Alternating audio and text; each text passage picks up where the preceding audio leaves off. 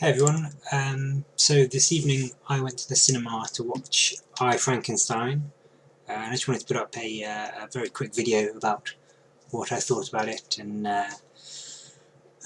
just have a little chat about it really.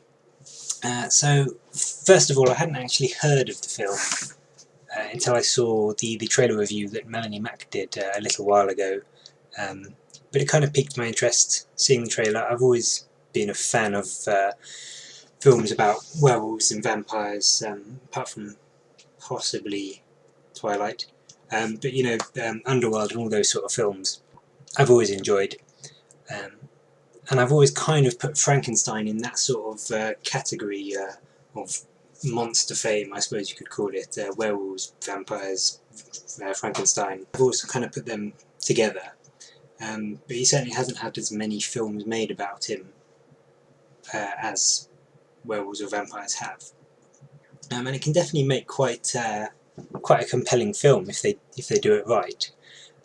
So I guess the big question is, did they do it right?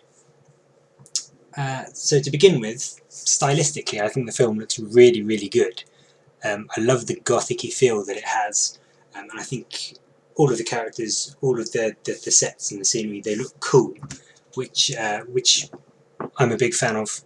And I thought they did really well in that respect. The actual creatures themselves, the gargoyles, look awesome. They're all CGI as far as I am aware, but they look really good. There's no point in the film where you think, oh, that looks very CGI or that looks very bad. So I was impressed from that point of view. And their base is a cathedral, which also is just awesome, and I like that a lot. What else? Aaron Eckhart, who plays Frankenstein's monster, looked really good. I hesitate to say that he looked like Frankenstein, because that sounds like a bit of an insult, but he kind of did, in a way. He suited Frankenstein really quite well, so that's a compliment. But yeah, he looked very Frankenstein-y, which was good. The bad point in terms of visuals for me actually was the demons that the gargoyles were fighting. They looked, compared to everything else in the film, they just looked uninspired. I don't want to say they looked bad, because they didn't look terrible, but if you like Buffy the Vampire Slayer, the sort of makeup and the look that the vampires and the monsters had in that's kind of how they looked.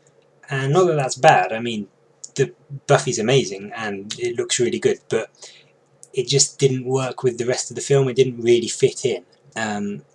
Everything else just looked so amazing and crisp and really well done, and they just looked a bit rubbishy, really, which was a bit disappointing, because I was hoping that they would do something really cool, especially with the main bad guy, but he just looked even worse than the rest of them. I was really quite let down by that, actually.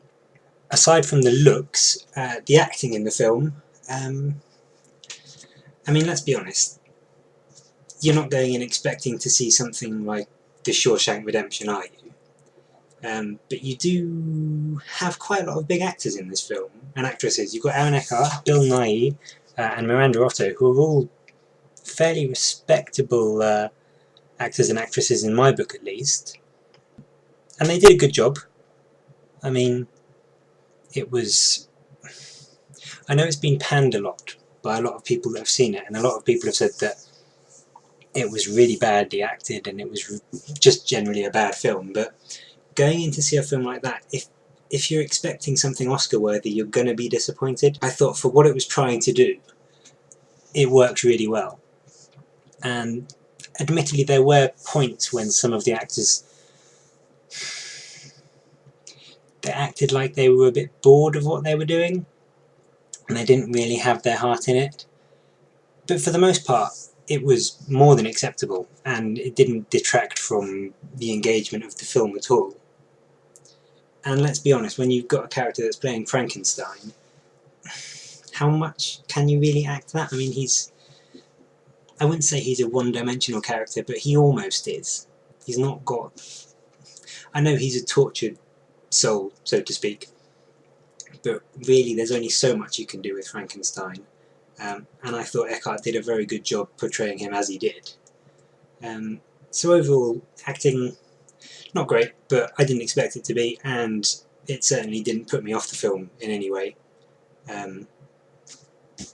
So that was absolutely fine by me.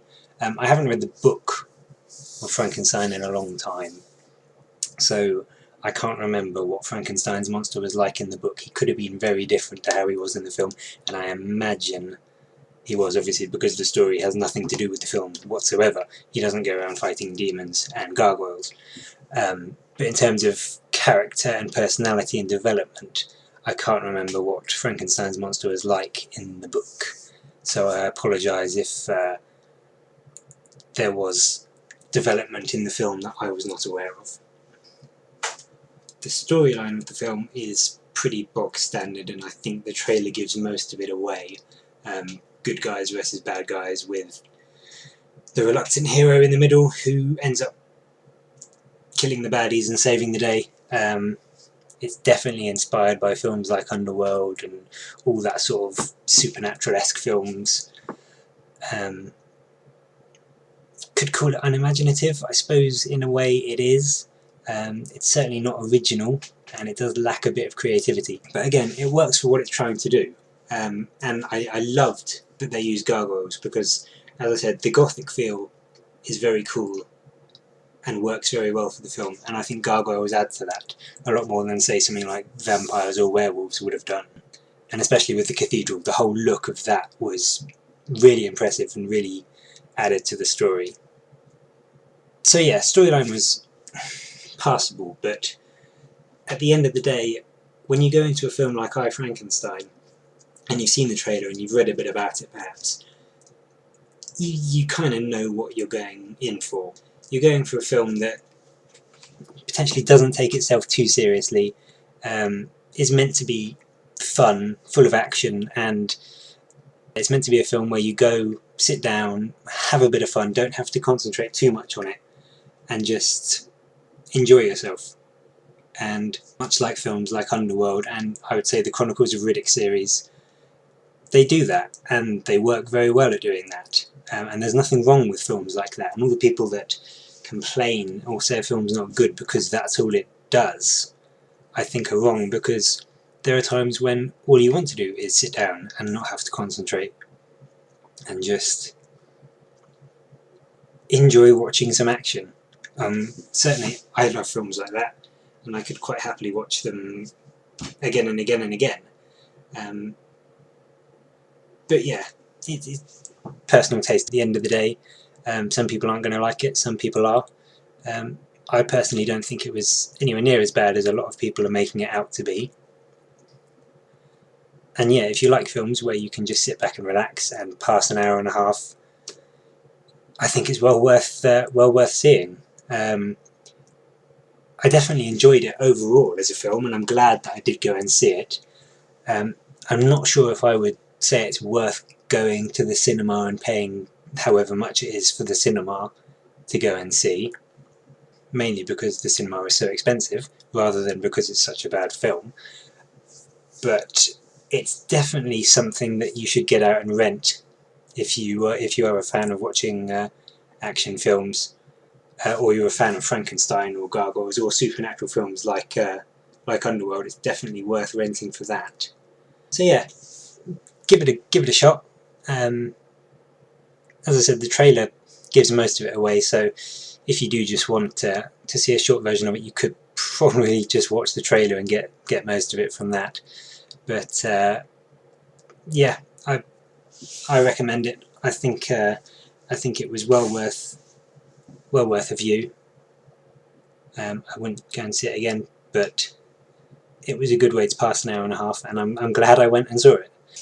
That's about it really for this video. Thank you, Melanie, for doing the video review. If it wasn't for that, I probably wouldn't have gone to see this film, probably would have completely missed it, because I don't imagine it's going to be in the cinema for very long, and I would have missed the best Falcon Punch I've ever seen in any game or film ever. So thanks for that, that was cool. I think the trailer reviews are a really good idea, and I hope you keep doing more of them. And just keep up the good work. You're awesome.